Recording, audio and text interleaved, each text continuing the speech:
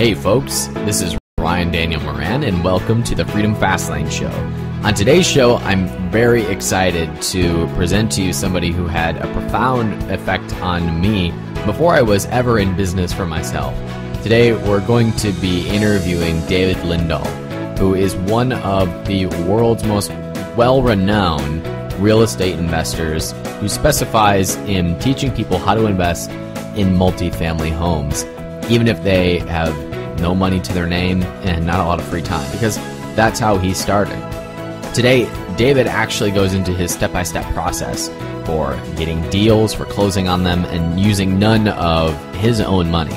And you'll do well to pull out a pen and paper and take notes on his step-by-step process for making that happen.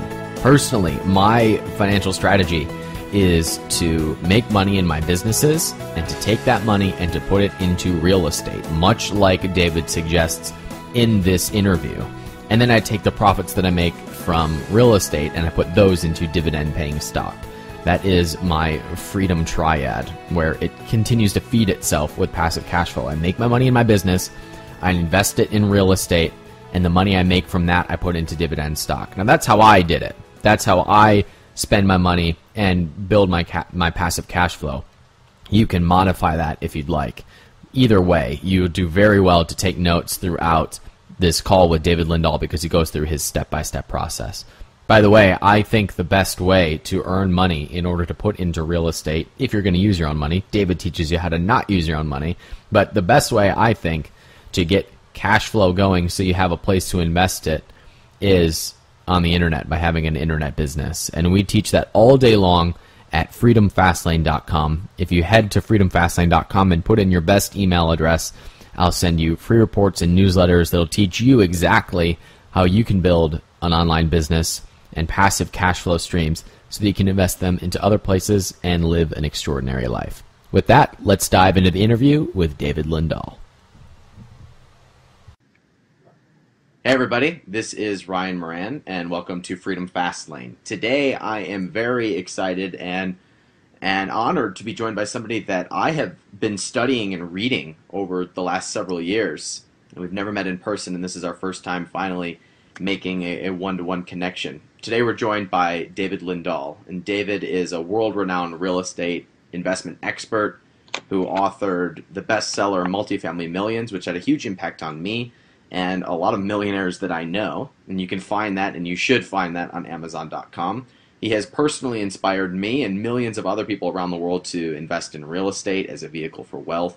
He's also the author of a new book called Massive Passive Income Creator, which you can download for free at davesfreebook.com. He regularly shares the stage with some of my own heroes, including Donald Trump and Tony Robbins, and he's joining us here today on Freedom Fastlane to share his systems and step-by-step processes for making it big in real estate and generating a passive income. David, thanks for hanging out with us. My pleasure. What's going on, Ryan? David, I am really excited to hang out with you. For those of you who aren't familiar with you, why don't you give us just a brief overview of maybe your story, how you got excited about real estate, and how you changed your life, a decade and a half ago. Okay. Yeah, I did start about 18 years ago. After about a 10-year stint in a rock and roll band, which I was the lead vocals. And I got in that band when I was 16 years old. And finally realized I probably wasn't going to make it in rock and roll when I was 26. And I was tired of living the life that I was living in that band. So I wanted a better life. So somebody told me that in order to get money or earn money or make a lot of money, you either have to own something or you have to sell something. So at that time, I come from a family of entrepreneurs. My grandmother owned a fish market. My uncle owned a carpentry business. My other uncle owned the gas station down the street. So I thought, I'm going to own something. And I didn't know what I was going to own, but I did know that I needed some money. So I started knocking on some doors for people that had high grass and asked them if I could mow their lawn, because I had been mowing lawn since I was like 10 years old. My father owned an apartment building, a two-family property, and I would mow my neighbor's lawns as well. So I figured that I could do that for a while until I figured out what I was going to do. Well, that first year I got 41 accounts, and that worked out pretty good, and that was basically from knocking on people's doors. And then the winter came, and I struggled, and I wasn't sure what I was going to do. A friend that was working for a local bank knew I was struggling, asked me if I wanted to do the repair work on a property that the bank had foreclosed on so they could put it back on the market. I said, sure. Didn't know how to do the work. Didn't even know how to bid the work. But I saw it as an opportunity. So I got my cousin who was in construction to come out and help me do the bid. And then my friend who actually worked for the bank helped me get the job, made sure I was a little better. And then I started calling people that knew how to do the work. I started calling contractors and subcontractors, and I started asking friends and families if they would help me out, friends of my family and my own friends. And got the first job done. The bank liked the work, asked me to bid a second one. I did, and then I bid a third one, and I won that one. And then I started realizing that there were investors looking at these deals, and there were homeowners looking at these deals, and the investors were going to buy and sell, and they're going to make a lot more than I was making in the rehab. So I was watching those late-night TV shows, Carlton Sheets and that Asian guy, and so I took what little money I had, and I bought their stuff, and it got me started. What it did is it pointed me in the direction of a real estate investment group, and that was really the big change for me, because I started joining my local real estate investment group. I started going every month. I started looking around the room, and these people all kind of looked like me. They acted like me. They came from the same area I did. They talked with the same accent I did, and they were making money. Some of them were making money. Some of them were just starting out. They were at different levels. But I thought, you know what? If these people can do it, then I can do it too. And I kept going. I kept asking questions. I kept getting more education. And 9 months later, I did my first deal. It was a 3-family over in Brockton, Massachusetts.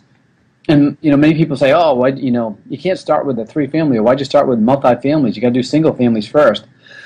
And that was after I bought it, because fortunately for me, nobody told me that beforehand. And I had seen an interview with this guy by the name of Harry Helmsley, who started with nothing in New York City, started buying and selling apartment buildings, and ended up owning the Empire State Building. Wow. And there was something that he said during that interview that really got my attention. He said that the reason he liked to buy multifamilies is that a group of people will give you money every month to pay for a building for you. They'll give you money every month to pay the maintenance guys to do the maintenance on the building, so you don't have to go out there and try to swing a hammer. They'll pay you money every month so you can hire a management company to manage the property, so you don't have to deal with any of the tenants in the building. And they'll give you so much money that at the end of the month, you'll have extra money. You'll have passive income, money that you can go out and spend on yourself, money that you can go out and reinvest, money that you could just put into a savings account. And I thought, wow, if there are people out there willing to give me money to buy deals, then I'm willing to take it. And that's how I got started. After going through 9 months of fear, being very afraid to do my first deal, I popped my first one, and then 3 months later I had 3 more. 6 months later I had 9, and when that first year I had 11 deals. Yeah, I have a bunch of questions about exactly that, but there's something that you just mentioned that I really want to make clear, because as we're going through this interview, we're going to be going over step-by-step stuff. People are going to be intro to your book and your systems and your strategy. But what you just said is what a lot of people experience, is that you had 9 months of fear. Some people have had 9 years of fear. Some have had a lifetime. Yeah, amen to that. So tell us briefly about that 9 months of fear and how you got over it. Because at the end of this, a lot of people are going to want to take action. A lot of people are going to want to start looking in their areas for opportunities to buy real estate, or they may want to buy your book. So for those who are ready to take action, that are facing that window of fear or have been facing that for a long time, how'd you overcome that?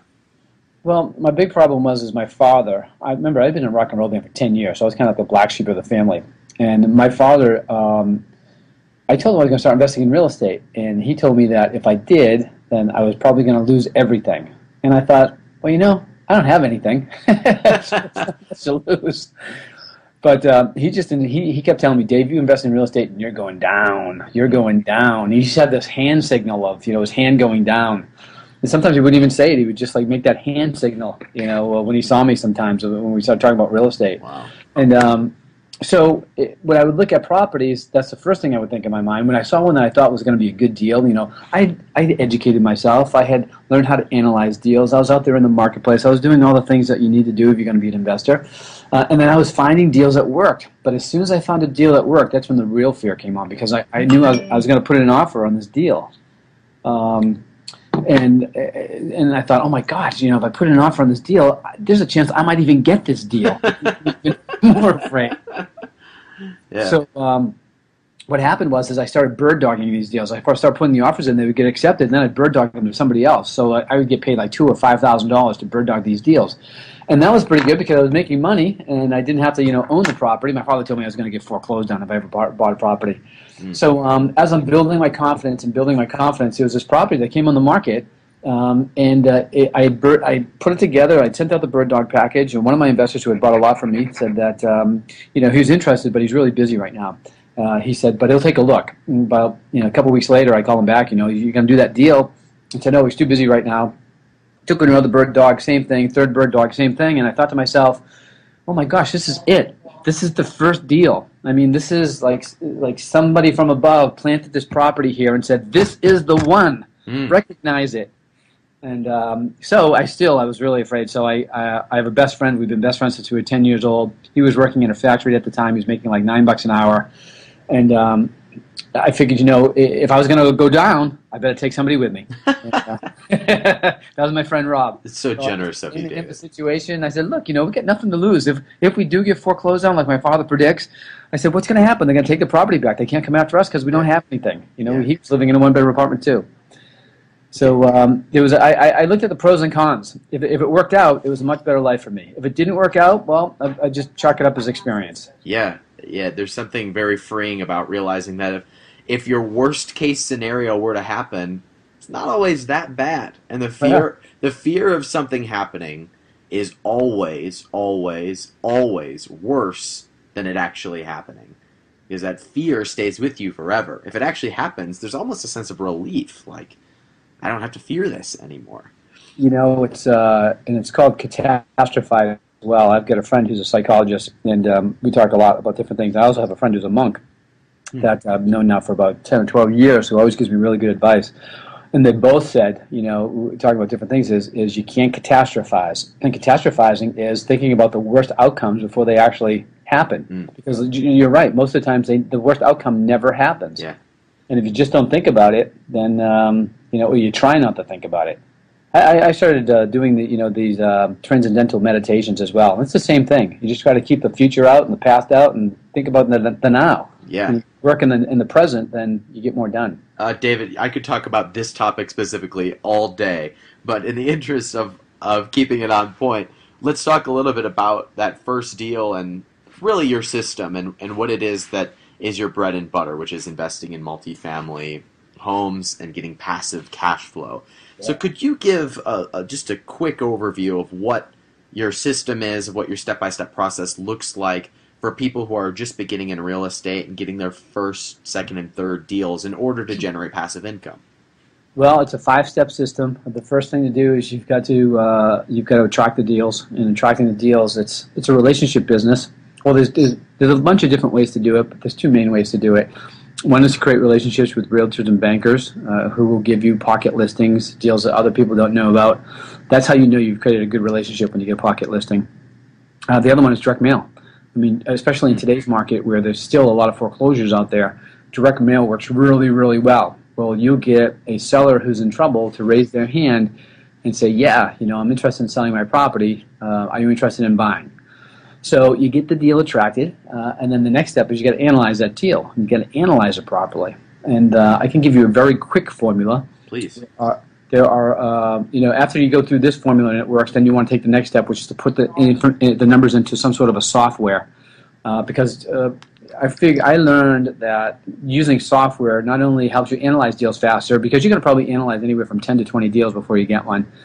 It also helps you kick out the bad deals faster as well. But if you will use this simple formula by taking the yearly income of a property, and that's the yearly income, subtracting the yearly expenses, okay? Mm-hmm. Yearly expenses, I'm kind of going a little bit slow, so if you're writing this down, you can, those that are listening, you can write it down. So you subtract the yearly income minus the yearly expenses, not including the mortgage, because we use that in another calculation. That's going to give you what's called the net operating income, or NOI. And that's like the holy grail of multifamily investing, because we'll take that net operating income, we'll multiply it by 10, and that will give us the value of the property. And it's just as simple as that. And if they're asking for more than that, then they've overpriced the property. You need to come down to that. And if they're asking for less than that, then you probably have a really good deal there. And so that's the first screening method. and then after that works, then you would put it into some software, and then bang out some. The software will allow you to see forecasts. There's this thing called the APOD page. And anytime you're looking at a property, it's the APOD is an acronym for Annual Property Operating Data. And there's certain ratios you want to look at. You want to look at the cap rate, which is the formula that I just gave you, the equation. You want to look at the cash-on-cash return. You want to look at the debt coverage ratio. You want to look at the gross rent multiplier. That page will also give you the yearly income, the yearly expenses, the income before taxes. So there's a lot of good information on that page. And the best part about these softwares is if you just simply put in your income, your expenses, your mortgage amount on page 1, all these things are automatically calculated. And then you can get a good idea of what your deal is doing. So now you've analyzed it. So let's say that you've got a deal that works. Okay. So now people ask me all the time, where should I start my negotiation process? Where should I start my offer? Well, typically your offers are started at about 10% below strike price, and your strike price is the maximum amount that you will pay for the property. You always have to set your strike price at the beginning of the negotiations, because negotiations get very emotional, and you want to make sure that you don't go over that strike price when you're in the heat of emotion or the heat of a negotiation. So I usually start about 10% below, and I'll work my way up from there. If it's a really hot market, then I may go right to strike price, but I'll ask for some concessions. I'll ask the seller to pay closing costs, or I'll ask the seller to give me a repair allowance. Something that I don't really need, but I know if I offer full price and I don't ask for something else, the seller's going to think that he put the property on the market for less than what the value is, and he may actually go up on price. That would be his counter. That happened to me twice. Did it ever happen to you? Well, I had a similar situation happen that I want to cover as soon as you get through this step, but I don't want you to finish because I'm loving what you're talking about. Okay. So you've analyzed it, and now you start the negotiation process. So you start the offer process. That's a letter of intent. So you get the letter of intent in, and then they accept it. So now they accept the offer, and then you've got to do due diligence. Due diligence comes in 3 forms. You do the financial due diligence. They give you the operating numbers from the property, and you just make sure that they are the numbers that you did your analysis on. You do your physical due diligence, and that is you hire an inspector to go to the property and make sure that everything's intact. And if it's not, and the seller didn't tell you before before you went and inspected, then you start deducting from there. And then the third is legal due diligence. And legal due diligence is just making sure that the title is clear. So you do your due diligence. So the other thing you do, the 2 other things I always do is I get my private money investors in line. And that's another step in the process is you don't want to be using your own money. And if you don't have any money, you can't be using your own money. But private money is the way to be investing. Getting angel investors, people that want to fund your real estate deals because they want to be in real estate, but they just don't have the time. And these people are business owners. You'll get most of your private money from business owners. Yeah. So just go to their groups, go to the Chamber of Commerce, the Business Networking International meetings, the citrus clubs that are in every state, and hang out and offer opportunities. Don't go in there asking for money. Go in there offering opportunities and knowing that you don't have to accept every investor in your deal. You only accept the ones that you want.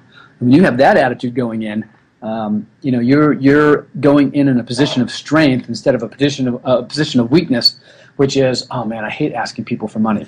Don't offer opportunities. Amen. So that's the third step. That's the fourth step is getting your private money in line to close the deal. And private money is the down payment, it's the closing costs, and they actually pay you an acquisition fee for putting the deal together. So don't forget to ask for that. And then the bank will give you the other 80% of the deal. So your private money people will put it up sometimes 100%, but I've raised over $67 million in the last 4.5, 5 years and bought over $200 million worth of real estate with it. But even I am continuously looking for private money because you will eventually run out. So you want to put down as little in each deal as possible with the use of private money in the combination of lenders or banks. And you might be thinking, oh, I got crappy credit or I could never get a bank loan. Well, first of all, with multifamilies, the banks are qualifying the property first before they're qualifying you. Yep, and that's a big plus in multifamily investing.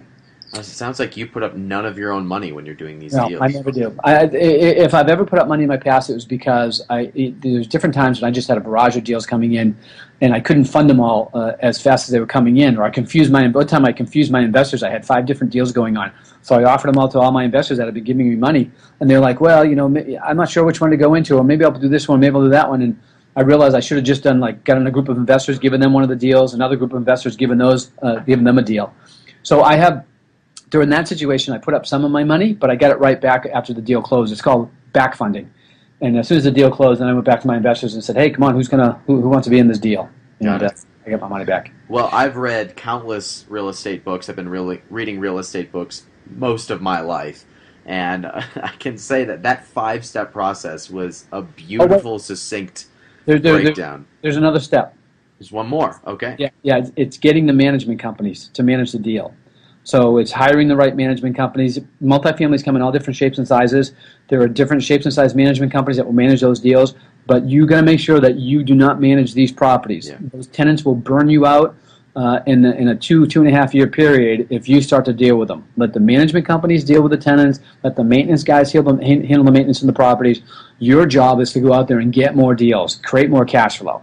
That you're an investor. You're not a manager. Amen. I wish I could write faster because you're spitting so much gold. I love what you just said in step 3 about, or maybe it was step 2, forgive me, about making the offer.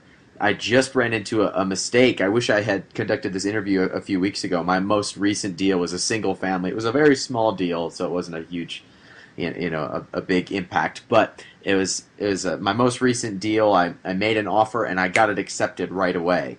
And I thought, I wish I could go back and, start at 10% of my strike price. Because I went right for my strike price rather than going, what you just said, of below the strike price and then asking for concessions. That's a great rule of thumb that I'm going to start using. Thank you for that tip. You're welcome. All right, so I'm curious, just to satisfy my curiosity, after this process is done, how do you have it set up legally? Are you doing each deal as its own legal entity, as its own LLC, and how are you structuring your deals to attract investors, and also not creating a big mess of financial jargon that a lot of people get confused by? Okay. What was the first question? How do you structure your deals legally? Are you putting them all in your own LLC? Do you have a business that holds them all? Each deal is a different LLC. Okay. You want to treat them all as a different business. Okay. Yeah. And that way, if one goes down, the rest of them don't go down with them. Okay. That's the first thing. How do we structure the deals for the investors who are attracted to them? Yes. All right. So typically, investors are attracted to a real estate deal where they can get an 8% or better cash-on-cash return.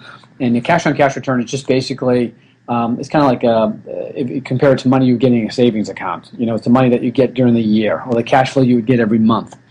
And then add that to the disposition amount. Disposition means when you sell the property, what's the percentage that you're going to get from where you bought the property at a certain price and you sold it for a certain price. What's your profit? So you add those two together, and that's what's called the annualized return. Investors like to see an annualized return of 20 to 25% in a deal.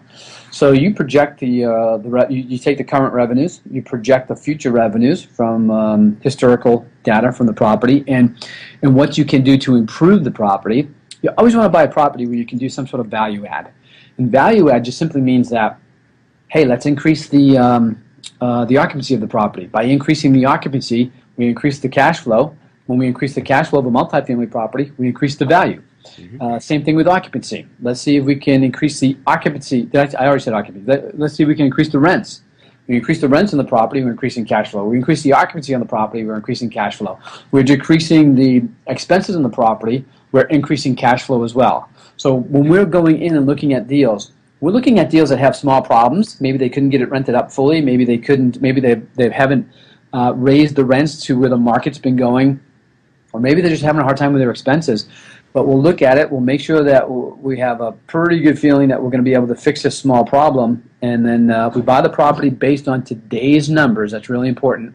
We buy it based on today's numbers, and then we go in there and we increase those numbers by using those value adds, and we increase the value of the property. So we show that to the investors as well, what we're going to do and what we project as a return for that. And we put together what's called the property package, and then we just lay it all out. And we also lay out all the closing costs, all the expenses. We lay out the acquisition fee. The acquisition fee is anywhere from 3 to 5% of the purchase price on a property. So if you're doing $1 million deal and you're getting a 3% acquisition fee, your investors are paying you $30,000 to put that deal together at the closing. And that's pretty sweet. Yeah, and do you put that in your pocket? Oh, yeah. You put that right in your pocket. That's Yeah, great. definitely. The highest acquisition fee I've ever gotten was a $13 million property where I got a $647,000 acquisition fee. Not a bad, and none of your own money going into the deal. Nope. So you're actually getting paid to set up passive income streams for life. Not a bad deal. Okay, well, that's wonderful. You have a quote that I really like that I'm reminded of right now. At least I ascribe it to you because I think I heard it from you, which is that it's not money that makes money, it's the movement of money that makes money. Yeah.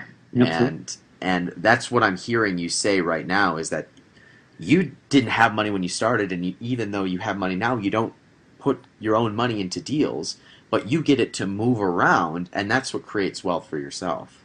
Absolutely. Yeah, and you partner with banks as well who need to move that money, and you channel it into places that are going to produce wealth for yourself and a return for the banks and your investors.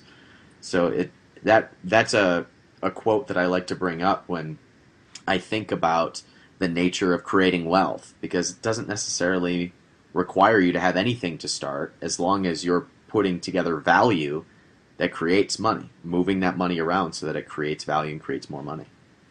Yeah, absolutely, and that ties right into market cycles as well, because market cycles is all about market timing, and buying a property or identifying markets that are just at the emerging phase, meaning they've just come out of a downturn, and then now they're about to start appreciating again, typically through job growth. Job growth moves most markets. So you take money that is maybe at the top of the cycle, that is, it's getting close, not the top. We actually move out of a market at about 3/4 of the way up a market cycle. If you think of a roller coaster, you think of sitting in the seat and going up before you're about to go over the other side. Yes. We go about 3/4 of the way up and then sell off our properties. That's the sell signal. And take that cash and move it into another market that's just starting to go up that escalator.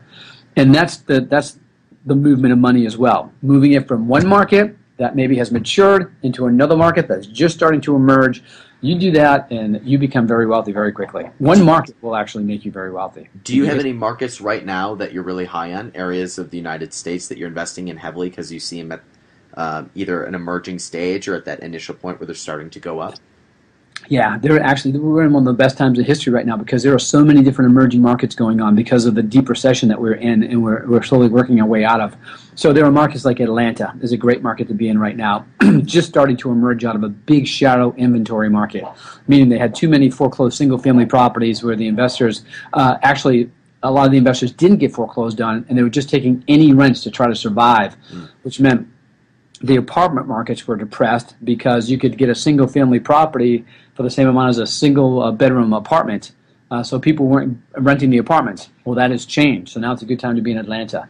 Over there in Provo, Utah, one of the best markets in the United States right now because the entrepreneurism that Brigham Young University is creating and the fact that the state of Utah didn't even participate in the recession, barely. Great government leadership, which is a good hallmark of an emerging market is government leadership. There is Madison, Wisconsin, which is just starting to emerge out of the downturn in their marketplace.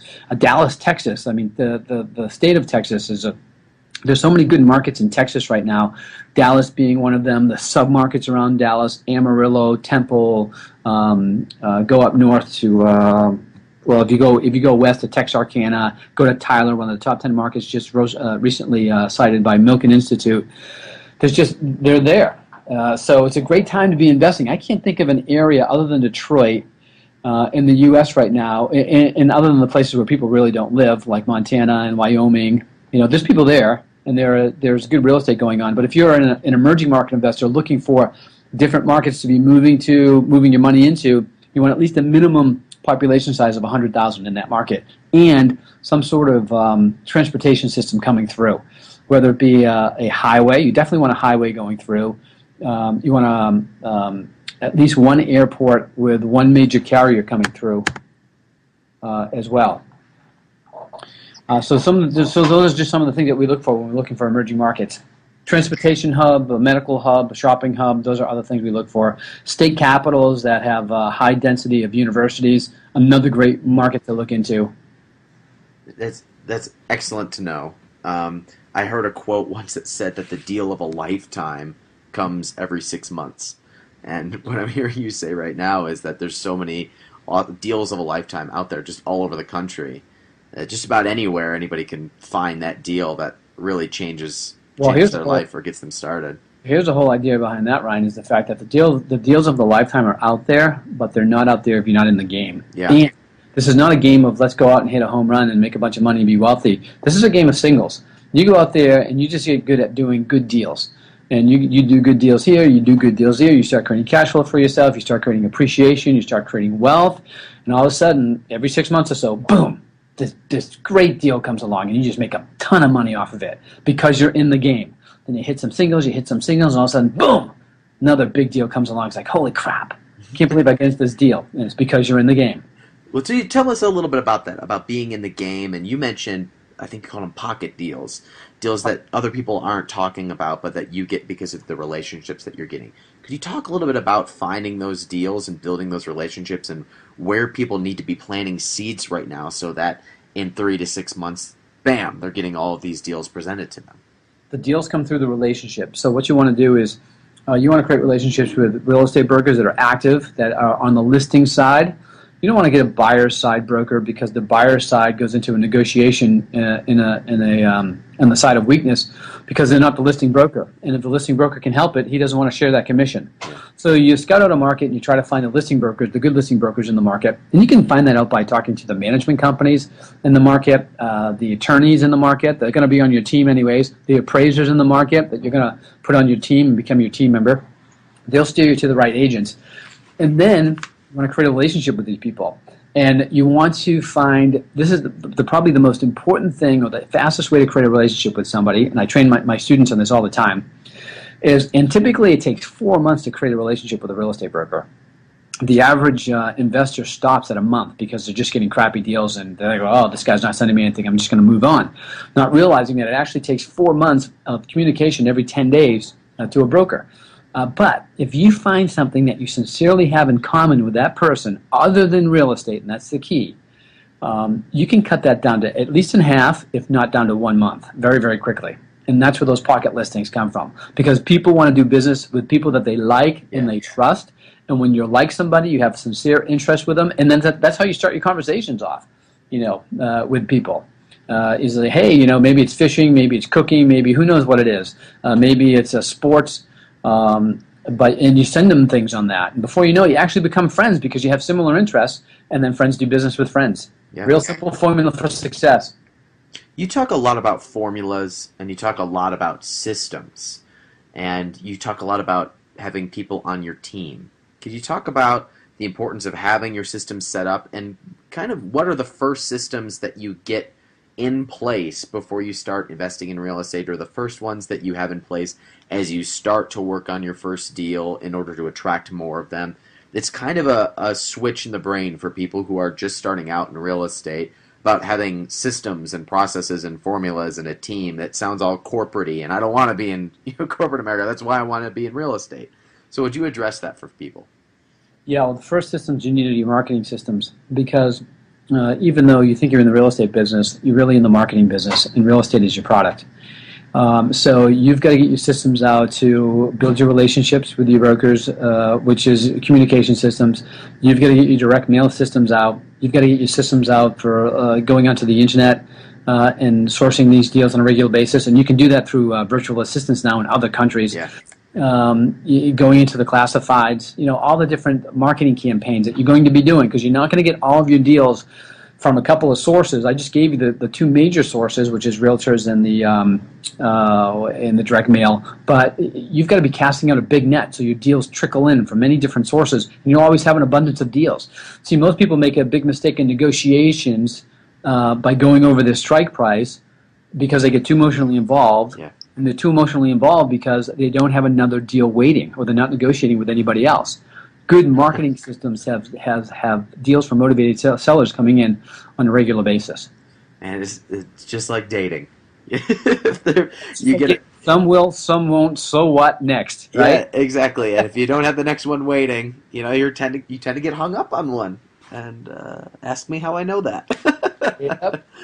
All right, so Dave, why don't you tell us a little bit about davesfreebook.com? I really know nothing about this. I've read your other stuff, and it has had a huge impact on me. It's had a huge impact on countless entrepreneurs that I know and people who are investing in real estate and building wealth for the long term. But I know very little about your latest project. So tell us a little bit about it.